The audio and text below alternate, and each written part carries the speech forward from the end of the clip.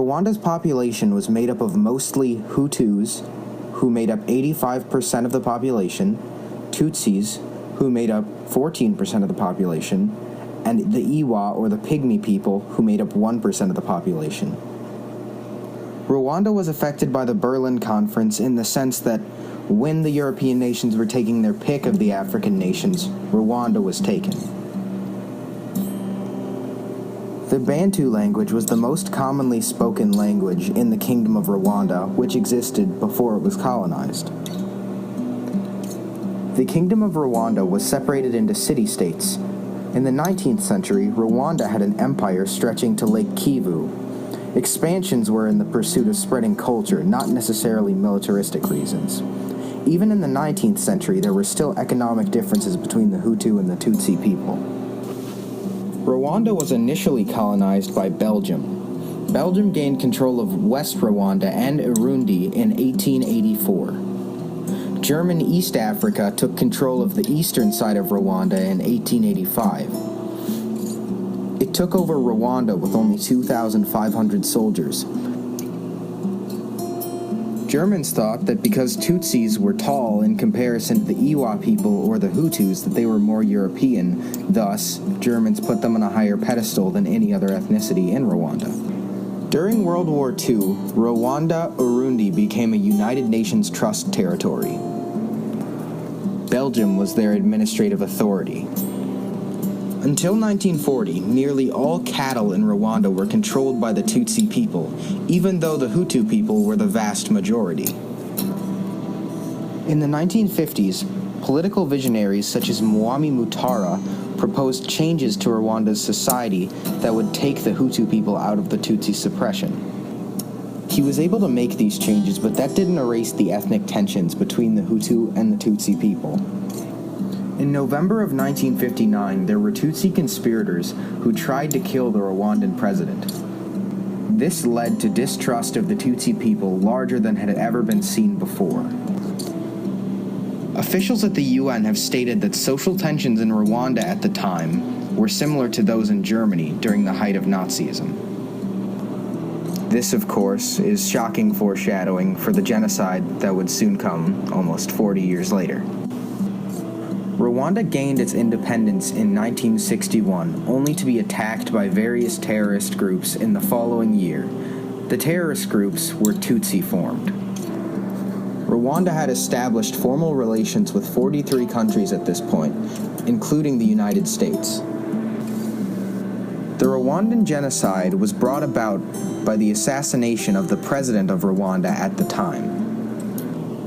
The genocide consisted of the Hutu majority systematically killing the Tutsi minority, which was at this point 20% of Rwanda's total population. The genocide was planned by Rwanda's political elite. Countries like France and the United States knew about plans for the genocide but didn't do anything to try to stop it.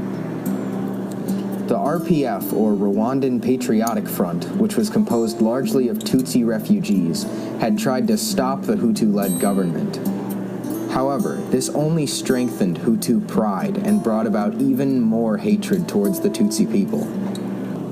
During the first 6 weeks of the genocide, it is estimated that over 800,000 Rwandans may have been murdered. The goal of the genocide was to kill every Tutsi living in Rwanda. Other than the RPF, there was really nobody trying to stop the genocide. There were many Hutu people killed as well for either trying to stop the genocide or just looking like they were Tutsi. The killing was usually done with machetes or rifles. Let it be known that the Hutu government also asked ordinary civilians to kill their neighbors if they were Tutsi. There were gender-based crimes as well during the genocide. There were so many that the amount of HIV patients in Rwanda rose drastically during the 1990s. These gender-based crimes were used as a weapon to terrorize the Tutsi people. On July 4th, 1994, Rwandan Patriotic Front forces had defeated the Rwandan government. July 4th would come to be known as Liberation Day in Rwanda, and it is commemorated as a public holiday. In present-day Rwandan society, it is prohibited to discriminate on the basis of gender, race, or ethnicity. Some of the effects of war rape are still being seen in Rwanda today. The effects include social stigma for the victims and unwanted children. After the genocide, it was very difficult for the Tutsis to trust the Hutu people, whether or not they had any involvement in the actual genocide. This isn't hard to believe considering that approximately 2 million Hutu people participated in the genocide. Bystanders fled to the Democratic Republic of Congo, Burundi, Tanzania, and Uganda. The biggest problem facing Rwanda right now is the reintegration of more than 2 million refugees displaced in the genocide. On a lighter note, Rwanda's GDP has grown steadily since the genocide. Rwanda's child mortality rate has fallen, and Rwanda has instituted a one cow per poor family policy.